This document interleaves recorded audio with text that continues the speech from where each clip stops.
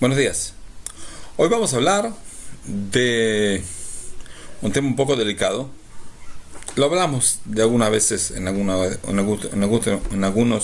de otras clases mías, pero con todo eso pienso un poco profundizar. Es el asunto de la santidad, la vida conyugal de manera santa. Si contradice, si no contradice, ¿qué es lo que dice el judaísmo sobre ese tema tan importante, tan usado? Todo el mundo, es una tendencia natural, en los animales, en los hombres, en cualquier hombre, es el asunto de reproducirse, también en las plantas, de cierta manera. Reproducirse. No nada más reproducirse, sino en el hombre está el asunto no de reproducirse, sino vivir de manera conyugal, es decir, la posibilidad y la tendencia de tener relaciones sexuales con la pareja separado del asunto de reproducirse, es decir, en la gran mayoría de los animales, casi todos, no hay relaciones entre hembra y macho si no es por un asunto de reproducción, en la época de reproducción y demás. Sin embargo, en el hombre y en algunos otros animales está el asunto de la relación sexual que por ahí no tiene que ver de manera directa con la reproducción. Como sea, ¿qué es lo que dice el judaísmo sobre el asunto de vivir vida conyugal y dónde está Dios en este asunto? Entonces uno puede llegar a decir, Dios está en contra. Entonces lo mejor sería no tener ninguna relación, no tener vida conyugal, no casarse. Ese es el ideal. Uno puede llegar a decir de que no, justo al revés, de que Dios hizo todo para la vida conyugal. Entonces, hay que tener, no vida conyugal, vida sexual, relaciones sexuales. Entonces uno, cuanto más quiere estar apegado a Dios, más tiene que tener relaciones sexuales, y esas son aberraciones de la época de la idolatría y ciertas sectas en el mundo que hasta el día de hoy existen. Siempre hay algún loco en algún país que descubre que si él tiene relaciones sexuales con todo el mundo, entonces él va a llegar a una cúspide y el mundo se va a elevar. Son por lo general atorrantes y mentirosos. Ahora, ¿por qué es tan importante hablar de este tema? Porque gran parte del alejo de las civilizaciones occidentales de la religión fue porque le contaron de que Dios no le gusta el asunto de las relaciones sexuales. Es decir, Dios nos pide que nos tengamos familia, nos reproducimos, hijos y demás, pero primero no demasiado y después es preferible, es decir, lo mejor sería alejarse de ese tipo de acciones. ¿Quién fue que les contó? El cristianismo en sus diferentes ramas, sin hablar de que si los curas ortodoxos se casan o demás, no. En general, la idea cristiana, que es una especie de, ¿cómo puedo decir?, de equivocación que salió también del judaísmo. Ellos piensan de que las relaciones sexuales nos aparten de la vida divina. Es decir, toda acción carnal, toda acción material, comer y demás, nos aleja. Las relaciones sexuales, por su alto nivel de deseo y por lo que ocupa en el pensamiento humano, hay que entender de que en el cerebro humano, si yo lo divido, la parte que se ocupa de deseos sexuales y demás es mucho más grande que proporcionalmente lo que es en el cuerpo. Como sea, llegaron a la conclusión, que es una equivocación, de que las relaciones sexuales, las relaciones en pareja normal, son cosas que lo mejor sería alejarse. Es decir, los curas que no se casan, especialmente en la rama católica. ¿Por qué no se casan? Porque el ideal sería no casarse, el ideal sería no tener ninguna relación, apartarse de todo, porque si tú quieres estar apegado a Dios, tienes que tener una total entrega a Dios, y si tienes una total entrega a Dios, no puedes tener una total entrega a tu esposa, y tener hijos, y mantenerlos, y criarlos, y educarlos, y demás. Entonces no puedes llegar al apego divino que tienes que llegar. Entonces es preferible que te apartes, ¿ok? Sin hablar ahora de los que se descubrió últimamente, de que muchísimos curas hubo abusaciones sexuales y tendencias homosexuales y demás, sin entrar en eso. Cada uno tiene sus caídas. Cada persona puede tener sus subidas y sus caídas. No estamos hablando de eso. El solo hecho de el solo hecho de el vivir una vida conyugal es algo que es un peligro para el hombre, es algo que lo aleja al hombre de su finalidad y de su apego divino. Ahora, si yo quiero entonces vivir una vida elevada a Dios, tengo que tratar de apartarme. El judaísmo nos explica algo totalmente distinto. Primero, ¿de dónde salió el cristianismo? Muy simple. Esa idea del cristianismo no está totalmente alejada del judaísmo. En la época de Jesús, en la época de destrucción del templo, había 3 grandes ramas en el judaísmo en la tierra de Israel. Unos son los Prushim, que los Prushim vienen a ser los fariseos, creo que la traducción en español, que vienen a ser los que recibieron la explicación de nuestros sabios sobre la Biblia, entendiendo de que la Biblia fue entregada a Moisés, y Moisés a Yoshua, y a los sabios y a los ancianos de cada generación, y ellos van estudiando, aprendiendo y enseñando cosas que ellos recibieron, lo que se llama la Torah oral. Ahora, después están los que van de la manera textual a la Biblia, únicamente lo que está escrito.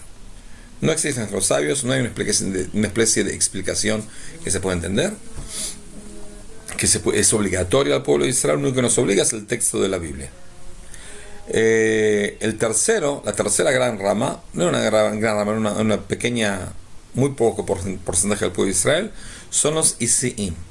Los Isiim eran una secta muy extremista, también extremista de manera nacional, muy nacionalista, pero la idea de ellos era básicamente la idea del cristianismo, es decir, trata de vivir apartado de la vida material.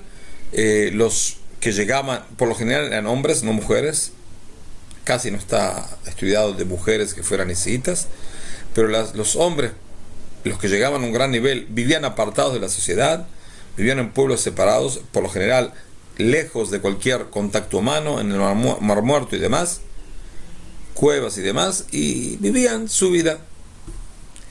Los más extremistas de los isiitas se llamaban los Yeshuim. Los Yeshuim, jesuitas se lo puede decir, no tiene nada que ver con la iglesia jesuita, pero tiene que ver, es decir, son súper extremistas, y de ahí salió Jesús, de esa subsecta, ¿entendido?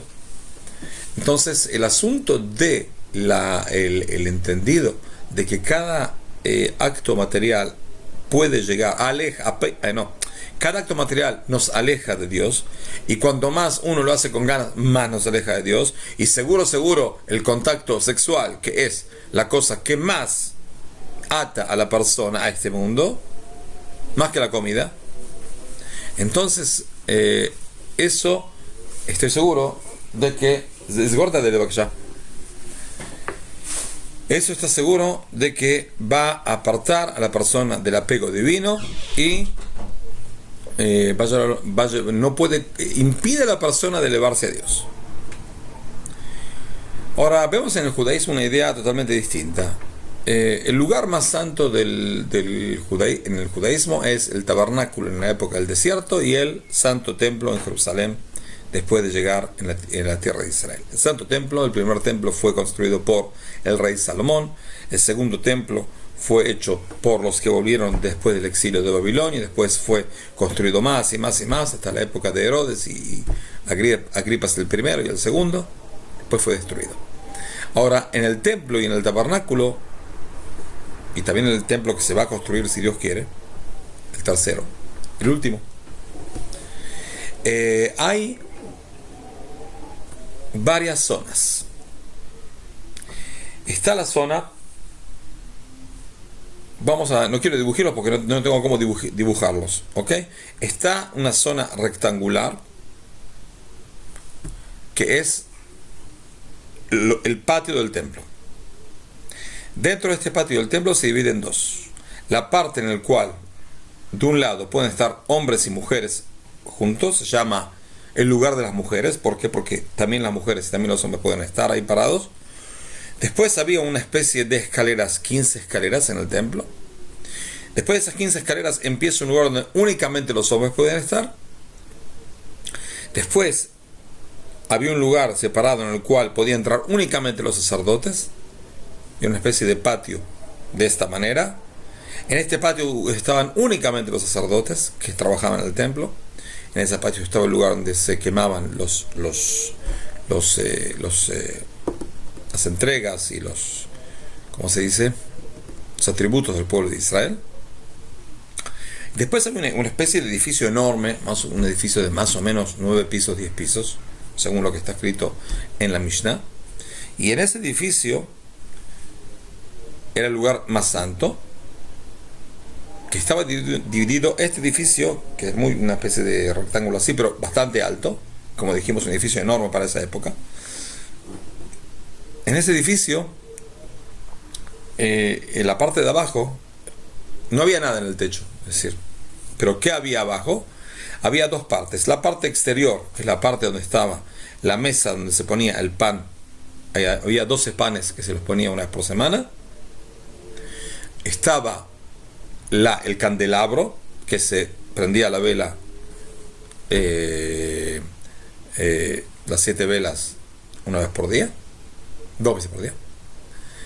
Y estaba también el lugar donde se pone incienso. Esas son las 3 cosas que había en el primer lugar. Otra vez, estaba el lugar de las mujeres, el lugar de los hombres, el lugar de los sacerdotes, el patio donde se quemaban los atributos, un edificio alto en el cual la mitad de la parte de acá estaban las 3 cosas estas, como dijimos, la mesa, el lugar para quemar el incienso y la menorá, que viene a ser el candelabro. Y después había una especie de como cortina bastante ancha, en el cual adentro estaba, en el primer templo estaba el arca con las tablas no son tablas, son una especie de cubos de los 10 mandamientos, los cubos de los primeros 10 mandamientos que fueron rotos por Moisés, y el libro de la Torá que fue escrito por Moisés. También había una especie de canasta con man, y también había ahí el palo de una especie de bastón en el cual de Aarón, que pueden estudiar en la Biblia, que Dios dijo que lo pongan en el santo templo. En el segundo templo eso no había. Al final del primer templo, el rey Yoshiao los escondió todos en una de las catacumbas que hay en el monte del templo, porque sabía de que el santo templo se iba a derrumbar y tenía miedo de que lo lleven. Ahora, dijimos que el lugar más santo es ese. ¿Por qué el lugar ese más santo? Es porque está ahí las tablas de la ley. Ahora, las tablas de la ley no están al público. Primero, el único que entraba ahí era el sumo sacerdote una vez por año. Una vez por año, en el día de Kippur, entra a ese lugar, por unos minutos. Ahora, las tablas de la ley no se las veía, estaban en una especie de armario acostado. Ese armario tenía como 2 palos, que era en la época del desierto, se los llevaban de lugar. Ahora, en ese armario es una especie, ¿cómo lo puedo explicar? Vamos a ver. Ok. encontré. Este es el armario. Acá se ponían las tablas de la ley y los demás. Este armario era de madera cubierta de oro. De arriba no tenía tapa. ¿Qué es lo que había en la tapa? La tapa era algo separado del armario, una especie de tapa de 8 centímetros de oro, puesto acá para tapar las tablas de la ley que estaban adentro, las tablas, los cubos de la ley, y la Torá y todo lo demás. Esta tapa, sobre esta tapa estaban las dos ángeles que habían acá. Está escrito en la Torá que se tiene que poner sobre la tapa 2 ángeles. Ahora, en la Torá dice de que esos ángeles tienen que estar de manera en el cual uno frente al otro. Es decir, tienen que tener las alas de los ángeles para arriba y la mirada uno frente al otro. Así es lo que dice. Y así se hizo en el tabernáculo. Ahora, dicen nuestros sabios de que de qué edad, es decir, tenían que ser ángeles con cara humana. Ahora, dicen nuestros sabios, ¿qué era cara humana? ¿De qué edad? ¿Un niño, una persona anciana? Dice no. Un chico y una chica joven. Ahora, en el versículo en el cual nos habla del templo que fue hecho por el rey Salomón, nos dice de que los ángeles estaban como abrazados. Y dice el versículo, Kemar ish veloyot. ¿Qué significa Kemar ish veloyot? En hebreo es un hebreo un poco elevado. Significa como un hombre abrazado con su mujer. Es decir, los ángeles estaban con un hombre abrazado con su mujer.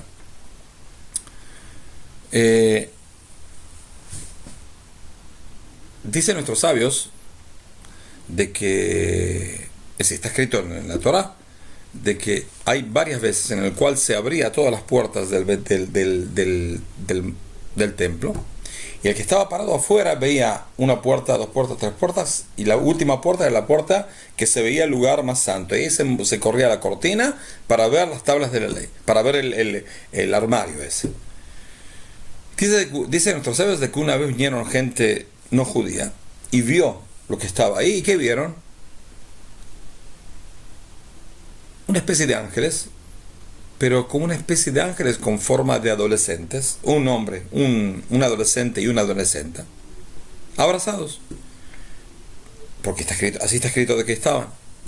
Entonces dijeron a esas personas que no son judías, babilónicos, dijeron,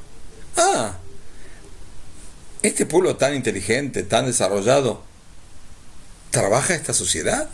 Es decir, este es el lugar más santo y eso es lo que pone. ¿Qué significa? Una persona que no entiende qué es judaísmo, por ahí entiende de que, bueno, relaciones sexuales, trato entre hombre y mujer, abrazo entre un hombre y una mujer, nos aleja del espíritu. Viene la Torá y nos dice, no, en el lugar más santo del pueblo de Israel, que es el lugar más santo del mundo, tanto esté construido el templo, tanto no esté construido el templo, sigue siendo santo hasta el día de hoy. En el lugar más santo quiero que esté una pareja. Quiero que se vea el amor de una pareja. Porque cuando hay amor entre una pareja, respeto mutuo, amor mutuo, ahí está la presencia de Dios. Si la presencia de Dios es únicamente a través del contacto entre un hombre y una mujer. En el libro del Zohar, que es el libro más importante de la Kabbalah, nos dice de que si no hay contacto sexual, está escrito explícitamente, no hay presencia divina. Si uno puede hacer una casa, vivir una casa, amar a su esposa y la esposa lo ama y qué lindo, y se escriben poemas unos a los otros y le trae flores y cocina una comida tan rica y bueno, ¡ay! Si no hay contacto sexual, no está Dios. Increíble, pero está escrito explícitamente. Es decir, Dios quiere que haya ese contacto, con una advertencia de que se te tiene que hacer como para atraer a Dios. Es decir, si el contacto sexual tiene una posibilidad de traer a Dios a nuestras vidas. Por eso Por eso, en el lugar más santo del pueblo de Israel, ahí estaba eso. Un adolescente y una adolescente, como abrazados. Y eso es lo que simboliza el lugar más santo de Israel. La santidad no está alejada de la materia, y no está alejada de la cosa más material que existe, porque de esa acción sale un niño y una niña. Es decir, ¿cómo sé que esa acción es parte de la idea divina? Porque a consecuencia de esa acción sale la reproducción y sale un alma de una persona. Nuestros sabios dijeron de que hay 3 socios al ser humano: el padre, la madre y Dios. ¿Cuándo se hicieron socios? El padre y la madre, entiendo. Dios, ¿cuándo? En el acto sexual. En el acto sexual, cuando Dios quiere, está también ahí metido Dios para traer la presencia divina a la persona. Que tengamos la dignidad de vivir una vida íntegra, entender qué es lo que Dios quiere de nosotros, y entender de que el problema de actuar de manera material no es el actuar de manera material, sino el hecho de no traer a Dios a nuestras vidas. Traiga a Dios a su vida. Dios está acompañando en cualquier acción que lo haga, si tiene una intención buena.